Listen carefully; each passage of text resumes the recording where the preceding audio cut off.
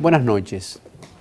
Personalmente, interesante cuando nosotros aquí en Personalmente tenemos un invitado que nos puede ilustrar, nos puede orientar, y cuando se trata de hablar del derecho, para nosotros es más importante porque el derecho es muy significativo para muchas decisiones. En todos los lados está una decisión del derecho, y si se trata de alguien que tiene bagaje para hablar de eso, mucho mejor. Hoy nosotros tenemos como invitado al doctor Luis Miguel Pereira. En apenas segundos vamos a conversar de muchas cosas interesantes con él.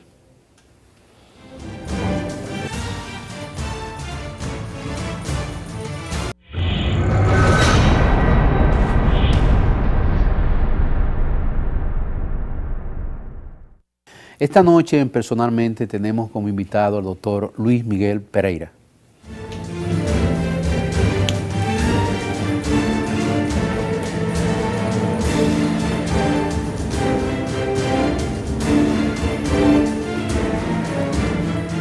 Mi querido doctor, placer. Comparte, hermano, un abrazo. Doctor, para nosotros una gran satisfacción que haya vuelto aquí a su casa personalmente. El gusto es mío, muchas gracias. Doctor, ese bagaje, esa experiencia que se busca para ser responsable de formar parte de organismos tan interesantes y tan decisorios como es, por ejemplo, la Junta Central Electoral, la Suprema Corte de Justicia, Cámara de Cuentas. ¿Usted cree que esta gente que la población necesita, o las instituciones tienen el bagaje necesario para formar parte de esos organismos? Mira, yo creo que hay que distinguir el deber ser de lo que es.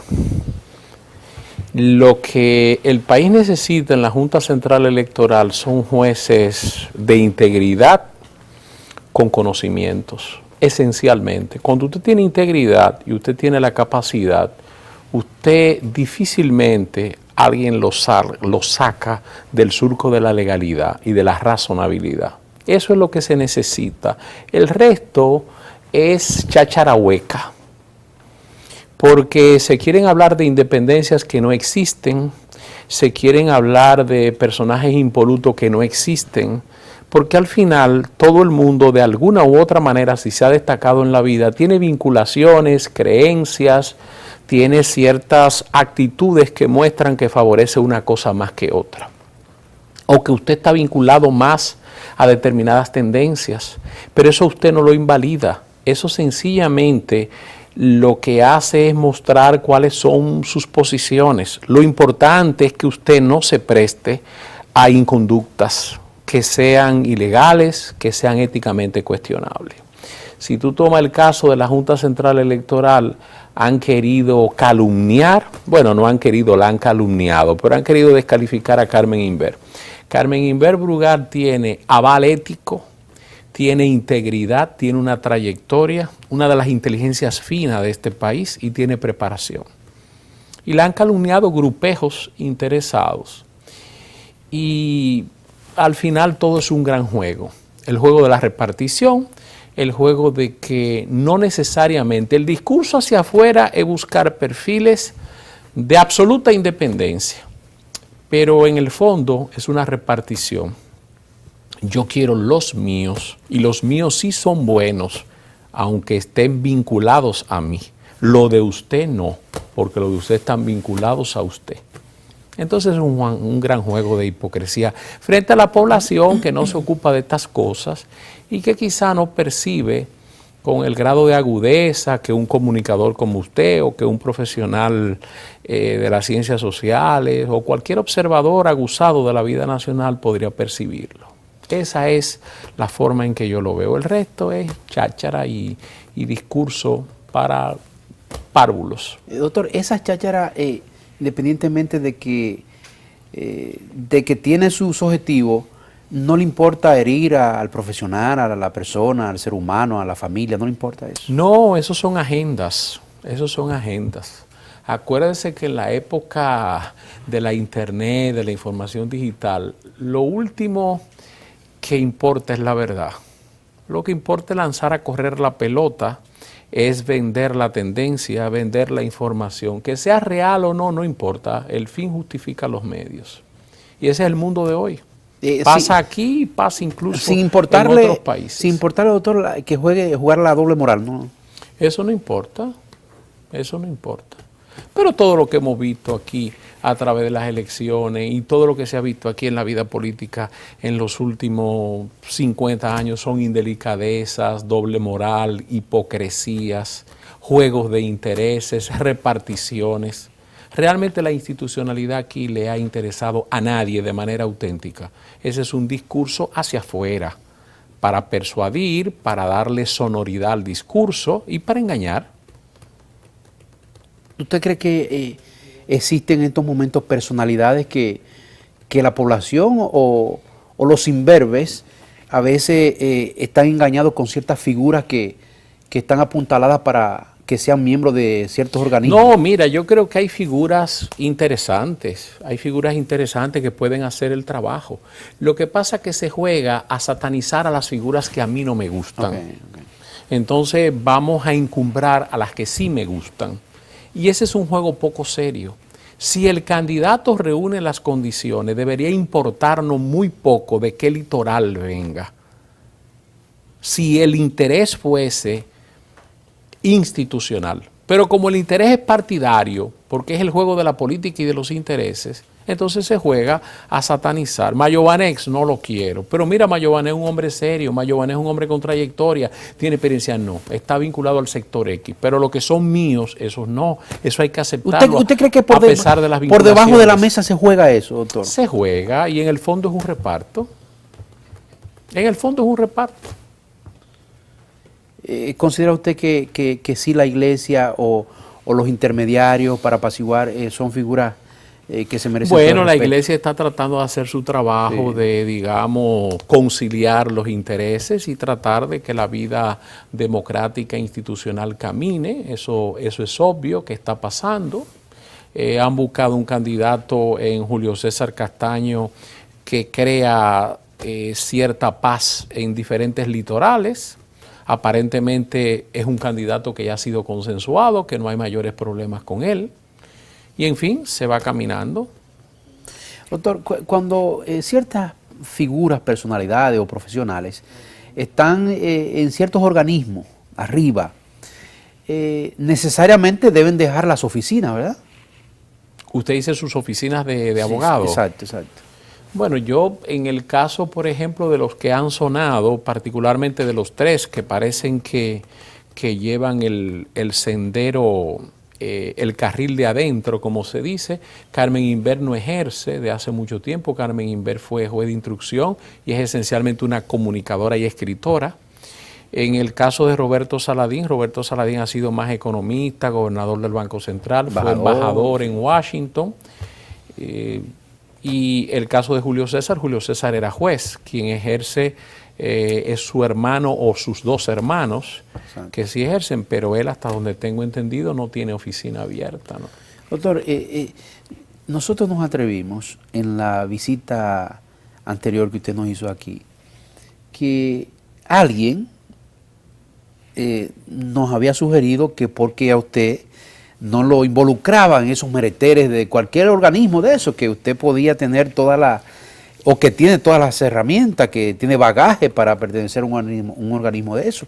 ¿Usted todavía sigue en su postura de no involucrarse en eso? A mí no me interesan esos organismos.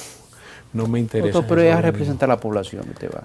Yo puedo ser un poco independiente para lo que normalmente aspiran los poderes. Los poderes normalmente quieren gente con la imagen hacia afuera, pero dóciles. Y yo voy a cumplir mi trabajo el día que me toque, pero sin imposiciones ni llamadas. Entonces yo no creo que yo sea un candidato apto para eso. Además, yo tengo mi ejercicio profesional, yo tengo otros intereses de carácter intelectual que me copan mi tiempo. Ok, así que en absoluto... Por el momento no, si la vida me depara una posición en el futuro, quién sabe. No, eso es, la posición suya es radical, olvídese. Ahí usted hizo un sarcasmo muy muy suave, pero usted es radical con eso, no pertenece a esos organismos. No. Doctor, esos expedientes, esos juicios que usted ha tenido de sus oficinas, usted la tiene como tienen, guardando la diferencia en el récord del béisbol, usted la tiene ahí guardada en archivo y usted lo resume de vez en cuando, hace un resumen de ellos. Usted dice o lo busca en los archivos de los casos. De los casos, sí. No, los abogados vivimos leyendo, leemos doctrina, leemos jurisprudencia, que son básicamente la esencia de lo decidido, sobre todo a nivel de Suprema Corte de Justicia o del Tribunal Constitucional o en el derecho comparado, lo que puede decir la Suprema Corte de Justicia norteamericana.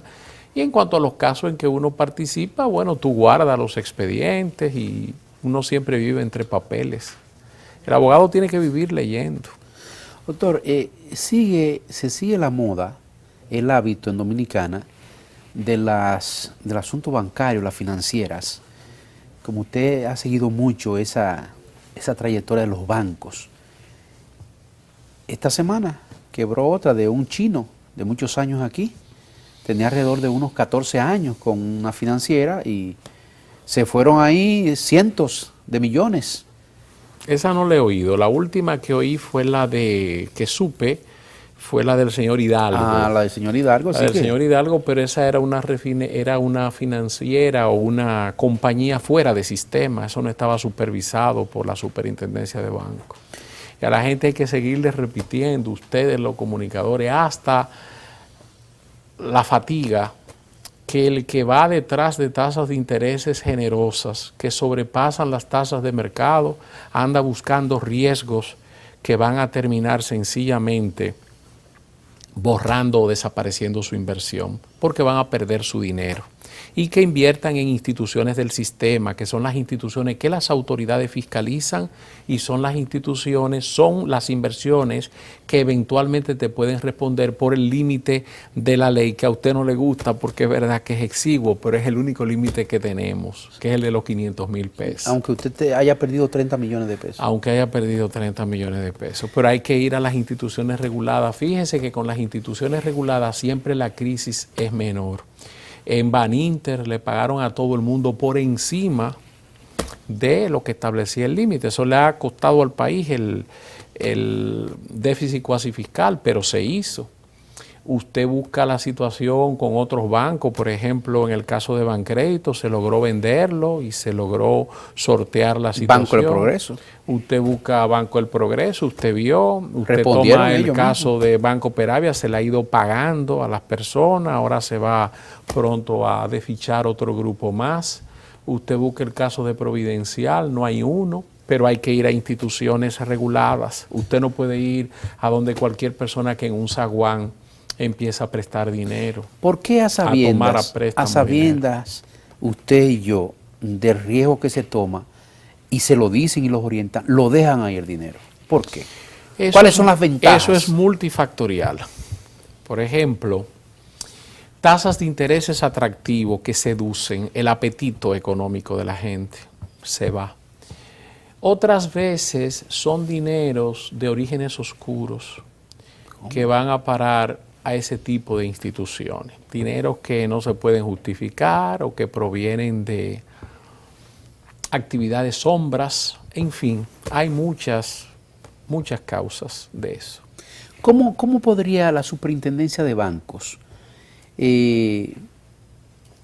darse cuenta de muchas instituciones financieras como esta, que son fantasmas? ¿Cómo se podrían dar cuenta? No se podrían dar cuenta. Mire, la gente cree que la Superintendencia de Bancos es una especie de policía, de FBI bancario que debe andar investigando a todo el que haga actividades. Y eso no es así.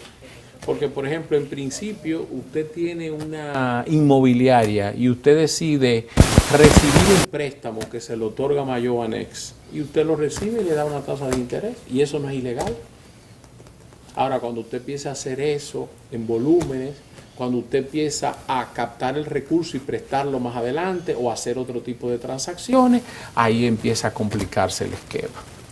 Entonces eso, más que actividades que entran en el campo bancario, se convierte normalmente en unos esquemas de estafas y las personas afectadas tienen que ir a fiscalía, querellarse y seguir el curso de sus procedimientos, pero no van a tener la protección de la autoridad ni reguladora ni fiscalizadora del sistema. La Autoridad Monetaria y Financiera con entidades que no están registradas no puede lamentablemente mezclarse.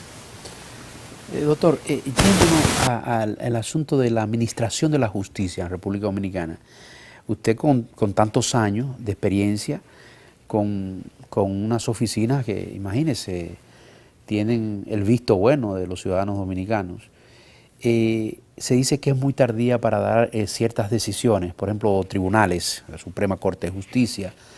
¿Usted no se ha encontrado en momentos que tiene 5, 6 años, 10 años esperando una decisión? Sí, pero los problemas de la justicia dominicana son variados y dependen de la jurisdicción.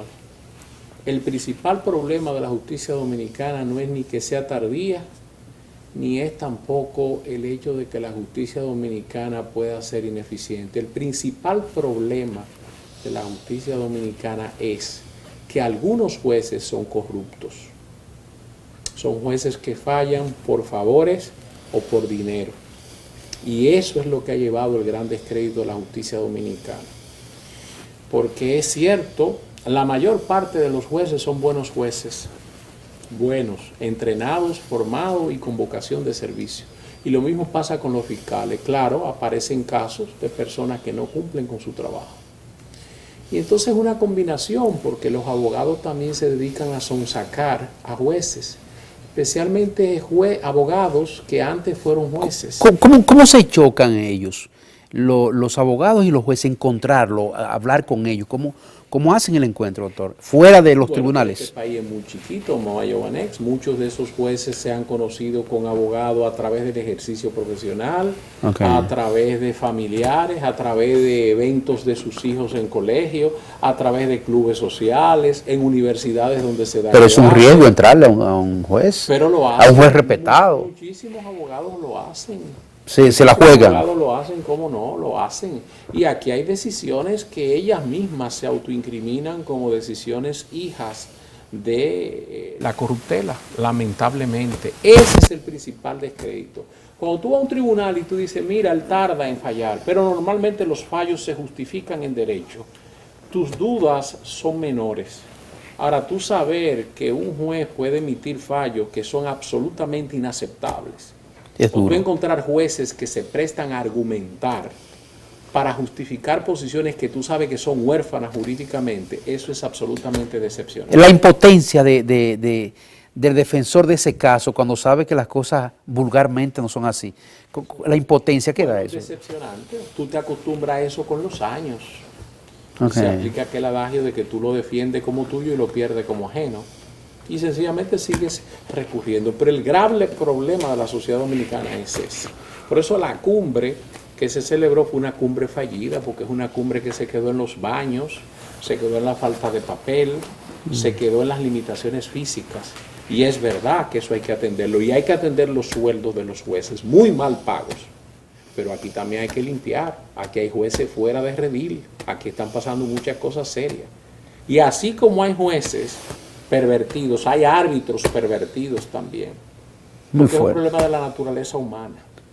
Específicamente aquí, ¿verdad? República Dominicana y en otros sitios, Estados Unidos se ha dado casos de jueces que han sido sometidos por prevaricación. Son escasos, ¿verdad? Allá. Son escasos, allá existe un sistema de sanción mucho más efectivo, pero en todas partes se cuecen habas. Lo que pasa es que las habas de aquí son más grandes y más frecuentes.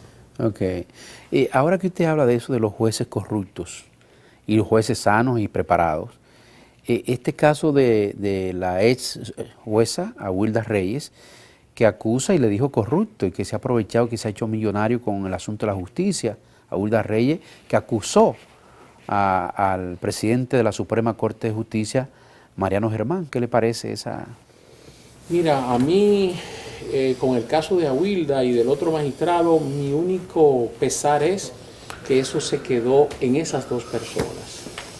Y las ramificaciones de esas son amplias, generosas y variadas. Ok. Y se quedó ahí. Yo pienso que había que Ese es su lamento. Yo pienso que había que seguir. Pero ella dice, doctor, se va a escuchar muchas cosas y se van a saber muchas cosas. Pero ella no ha dicho, ¿y por qué no lo ha dicho? Debe decirlo y contribuye con el saneamiento de la justicia. ¿Usted cree que no fue un poco riesgoso ella acusar de esa manera al presidente de la Suprema? Bueno, ella se siente, yo creo que sí, yo conozco a Mariano de mucho tiempo, al presidente de la Suprema, y Mariano es un hombre competente, capaz, y no es un hombre de ese tipo de conducta. Yo creo que ella reaccionó de esa manera porque obviamente está acorralada, se ha visto envuelta en un caso difícil, es una lástima, es una jueza inteligente, Sí. y tiene recursos, pero la han sacrificado. Y como le decía, lo que realmente lamento es que no haya seguido la investigación. Porque ahora se va por el caso de la disciplina, doctor. No, ella está sometida, ella tiene un proceso penal por la vía ordinaria abierta. Pero le están llevando por el acto disciplinario. Sí, pero independientemente del disciplinario, está abierto, hay un proceso abierto.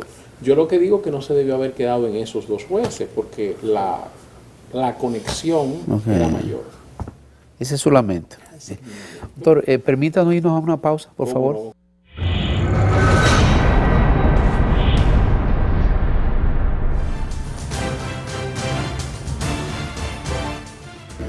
Continuamos con el doctor Luis Miguel Pereira. Doctor, usted nos habla de la justicia, de los jueces malos, de los jueces mal pagados. ¿Usted cree que el presupuesto que le dan a la justicia para administrar y hacer todas estas cosas y que se hace justicia hasta en furgones, ¿usted cree que es prudente que lo tomen más en consideración para el presupuesto de la justicia? Claro, a la justicia hay que reivindicarla. Porque es verdad que hay jueces corruptos, pero la gran mayoría de los jueces son personas abnegadas que hacen su trabajo. Hay que ser justo con eso. Y también hay que reconocer que son muy mal pagos. El porcentaje aprobado por ley que le corresponde a la justicia nunca se ha honrado, pero el gobierno en este momento tiene muchas demandas de todo tipo y los ingresos no dan, Los ingresos no dan. Lo presupuestado para el año 2017 versus lo estimado de recaudación empieza con un déficit. Y eso hay que irlo atendiendo. Si queremos justicia, porque si queremos democracia tenemos que tener justicia y hay que ir invocando y tratando de que tome carta de ciudadanía la legalidad y de que la gente entienda que la ley juega su papel. Porque de lo contrario, usted va rumbo a la anarquía. Doctor, ¿usted ve en un futuro cercano un legado de profesionales de la abogacía que pueden sustituir esos grandes abogados, esas grandes oficinas? ¿Usted ve en un futuro cercano que puedan venir? Yo creo que sí, siempre hay reservas y hay gente joven, estudiosa, siempre hay reservas y los tiempos generan los sustitutos y vendrán y el país tendrá recursos con qué superar. La gente creía que después de Balaguer el caos y Balaguer se ausentó y hemos tenido otros líderes políticos que han demostrado madurez y se ha ido caminando con las deficiencias, con las limitaciones de una sociedad como esta, institucionalmente débil, con complejidades grupales, con intereses voraces, pero el país ha ido caminando. De manera que sí, hay que ser optimista. La especialidad en la abogacía que se consume más en el país, ¿cuál es, doctor? Bueno, en todas las sociedades los temas, lo que es el pan con mantequilla, normalmente es la materia penal, porque la gente delinque, la materia civil, porque la gente nace, se casa, se muere, celebra contratos. Y luego vienen una serie de áreas del derecho que son también importantes, los derechos regulatorios, telecomunicaciones, energía, el derecho administrativo, el derecho constitucional. O sea, el mundo está montado en sociedades que tienen Estado de Derecho, está montado sobre la ley. Y dependiendo la transacción o la situación, usted va a ver entonces en juego principios de un área del derecho o de otra, pero cualquier sociedad democrática está montada sobre un andamiaje jurídico que es lo que va a determinar la legalidad de las actuaciones y lo que va a arbitrar el libre juego entre los grupos y entre los diferentes sectores y en los conflictos. ¿Se ve mucho el consumo del derecho internacional aquí, doctor? Depende, derecho internacional privado, si lo ves más, el derecho internacional público ya es un tema de Estado a Estado y ya ahí tiene que ver con la participación del país en los organismos internacionales como la ONU, como la OEA, conflictos que puedan haber de Estado a Estado. Entonces ese es un derecho con otro perfil, ese es un derecho ya para asesorar Estado en sus relaciones con otros Estados. Okay. ¿De acuerdo? Eso es distinto.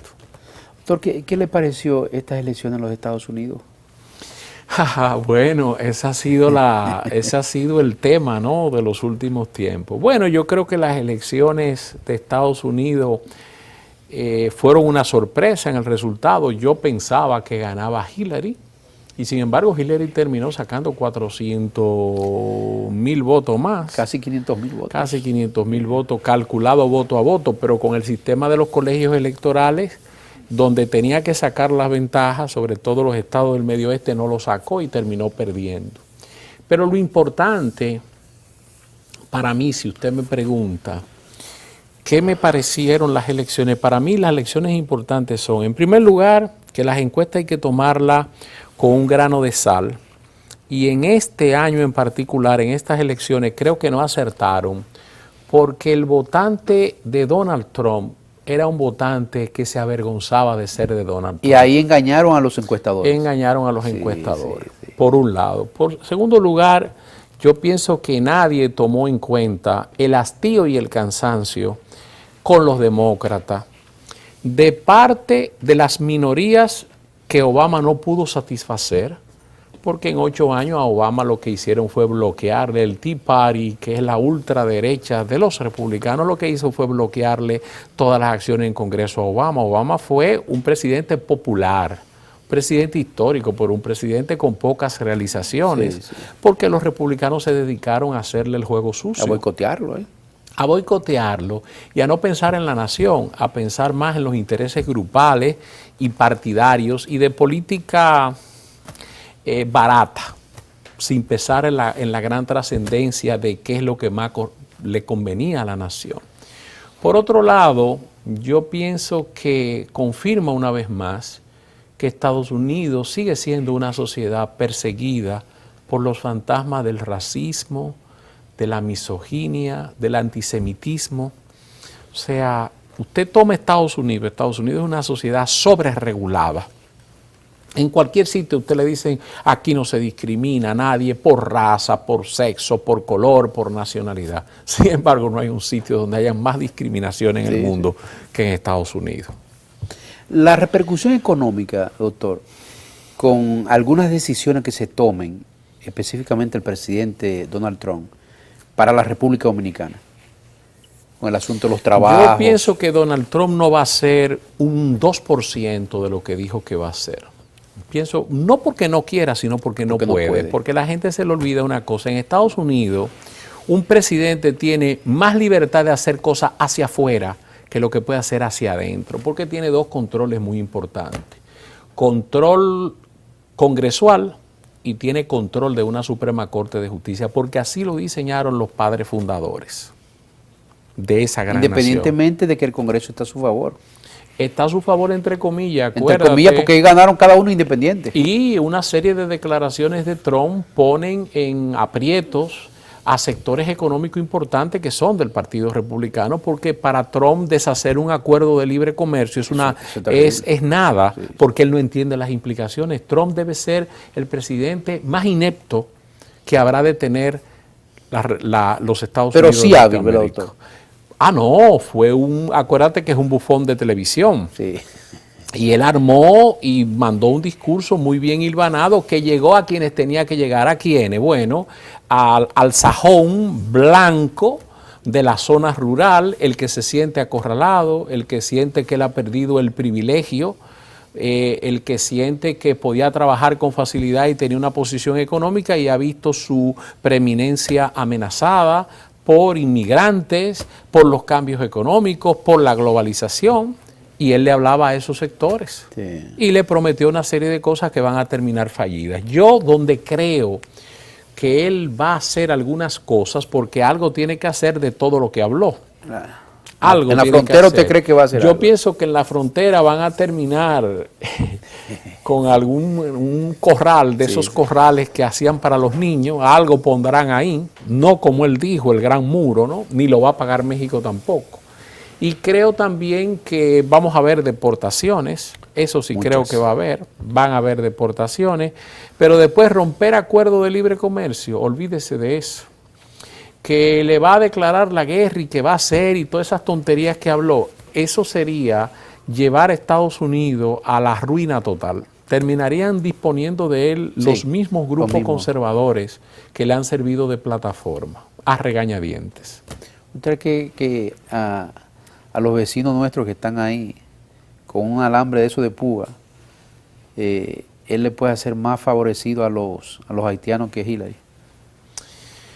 Yo creo que para nosotros termina siendo la misma cosa. Mira, Hillary, porque sencillamente tenía las conexiones a través de la fundación y de su hermano con Haití, y además porque los demócratas son mucho más laxos y mucho más solidarios con el tema migratorio. Y obviamente había una afinidad mayor. Sin embargo, Trump termina también ahí porque Trump, le van a decir los asesores, que si no nos quedamos con ellos aquí, van a emigrar allá. Y como él no quiere, ni quiere a los que están allá, mucho menos los nuevos que le puedan llegar. A los morenos. De manera que al final nosotros como país terminamos con el mismo resultado. Y lo que tenemos que defender nuestro país y ser solidarios con ellos, pero dentro de los límites de la razonabilidad y de nuestras posibilidades, somos nosotros los dominicanos. ¿Usted considera que el presidente ha sido muy humano para con los haitianos? Mira, yo creo que el presidente Medina ha tenido que actuar conforme a las circunstancias. Se produjo la sentencia del Tribunal Constitucional y el presidente Medina se embarcó en la ley de regularización. La ley de regularización tuvo la gran virtud de que creaba un programa jurídico de regularización que colocaba al país en una posición que la comunidad no empezara a decir que aquí se abusaba y que no había forma de que ellos legalizaran su estatus. Y la comunidad ha tenido que callarse la boca con ese discurso. Los haitianos siguen haciendo su labor porque en eso son muy buenos y tiene mucha gente que se presta porque acuérdate también que Canadá los apoyan los mismos norteamericanos, los apoyan los franceses, pero los apoyan porque no quieren que la lengua común y las vinculaciones migratorias los lleven allá. Entonces, por eso ellos suenan mucho. Pero República Dominicana ha seguido un comportamiento que le ha permitido legitimar en términos jurídicos su actitud frente a los haitianos. Y eso fue inteligente del presidente Medina. Porque el presidente Medina no puede, frente a la comunidad internacional, asumir un papel de la Le Pen en París, de fuera todo el mundo y se me van de aquí, yo pongo un muro, porque República Dominicana no es Estados Unidos, República Dominicana es República Dominicana, un pobre país de 48,000 kilómetros cuadrados, con debilidades que dependemos de ellos muy también. serio, claro, ahora es 50 minutos Estados Unidos. 50 minutos. Por Dios. Pero en definitiva el presidente ha actuado de la mejor manera posible. Yo creo que ha actuado con habilidad, con prudencia, con sensatez, y lo que hizo el plan de regularización es lo correcto. Y el plan de regularización no ha logrado esas cantidades de haitianos que se ha creído. Creo que andaban las últimas cifras por 200 y pico de mil personas. Andaba el plan de regularización. El problema en República Dominicana está en esa frontera sin control. Sin control. Donde se entra y se sale, y obviamente por ahí también pasan otras cosas, no solamente haitianos. Doctor, para esas decisiones y con esa problemática, un gobernante tiene que tener la cabeza bien amueblada, ¿verdad?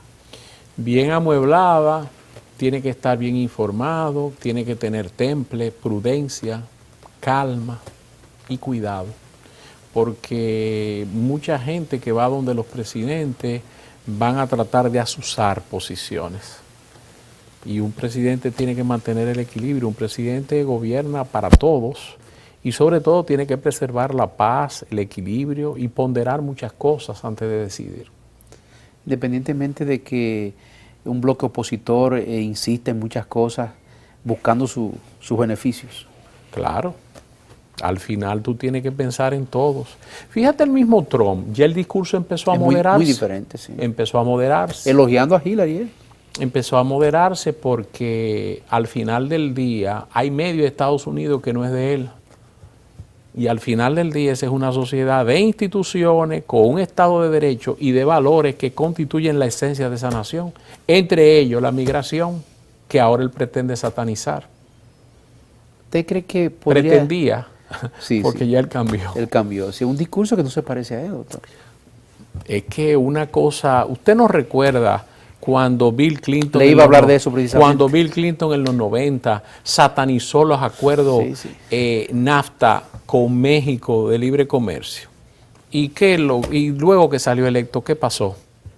Sencillamente los acuerdos siguieron, porque si se quitan los acuerdos de Estados Unidos le va peor. Estados Unidos sale totalmente positivo en la balanza comercial con todos los países prácticamente que tienen acuerdos de comercio. Lo que tiene es un mayor mercado para vender más, y todas esas compañías tributan en 35 y 40% al fisco norteamericano. Doctor, Donald Trump se atrevió a decir que iba a sacar a los chinos.